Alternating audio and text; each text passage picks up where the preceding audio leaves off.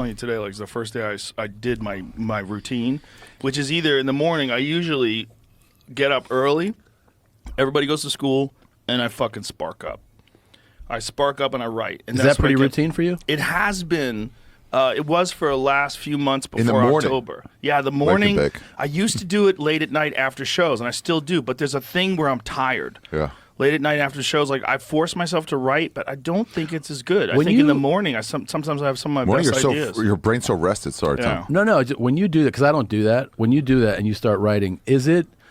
Is your mindset in this? I'm writing material. Like you're trying to write, or is it literally just like stream of consciousness, whatever comes out? It's stream of consciousness about subjects. Okay, right? so you bring up a topic. You have topics. Yeah, like today I did. Luckily, I had an idea that I wanted to fuck with. And so then once I start writing, I'm not writing, because if I write within the confines of this has to be material, yeah, that's what I'm saying. It'll be too constrained. I'm like, I got to set up punchline. Right, because then it feels like it has to go right on So it could stage. literally be like something like a gun control, like people, something, a topic. I just write like almost like an essay, but I'll repeat myself over and over again in the essay. Like I'll start again. Like I'll start with the subject this way, and I'll go, one more time. We'll try it this way again. And then I'll do it again. And I'm just trying to extract stuff. Yeah. Because ideally you want to get to every piece of it that you think about, like South Park, where they'll cover all sides. I think Carlin wrote like that. Really? Yeah, I get seeds that way. And then those seeds I bring on stage, and they walk out there like Bambi on ice. Yeah. They're all like fucking wobbly and shit.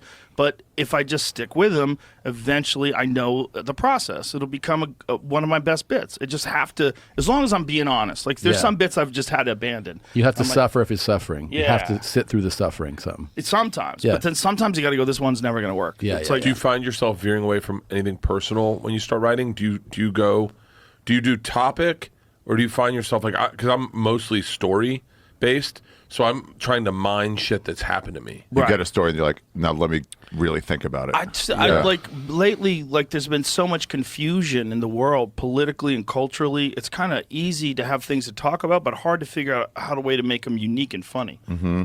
Like you don't want the same hot take that everybody has. It's like, you want to figure out like, what is it about this that's weird to me? Yeah. And how do I make this into an idea that's funny? It's like I always said that when I first started out, all I wanted to do was get laughs. So comedy was just like a tool. It was like a ruler or a hammer or a screwdriver. I was just trying to make it work. And then I was like, what do I think is funny? Let me make stuff that I would actually go to see, because some of my stuff I didn't think was funny. I was just doing it because it got laughs. That's really funny. Yeah. So wait, because hold on, am I hearing this right? So that's a very funny premise that you write. You get up on stage for the first time, and all of a sudden you go, oh shit, I have a hammer. But now you're using a hammer to get a screw out of a wall, using a hammer to get, like, you only get a couple tools and you're using them for everything. And then the better you get, the more tools you get, and you're like, oh shit, I can use this screwdriver just for unscrewing screws. Yeah, but it's more of like I started writing comedy that I would think was funny, that I would laugh at, whereas I wasn't doing that at first. I don't think you could actually end up failing if you stick to that. Yeah, you know if you just do stuff that you think is funny. You think that's funny. That took a while for me to figure out, though.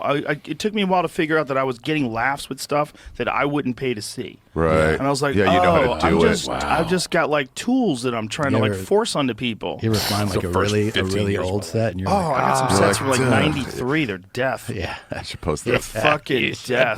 Well, there's one that's out there, the MTV Half Hour Comedy Hour. Oh yeah, it's deaf. It's young, cute me.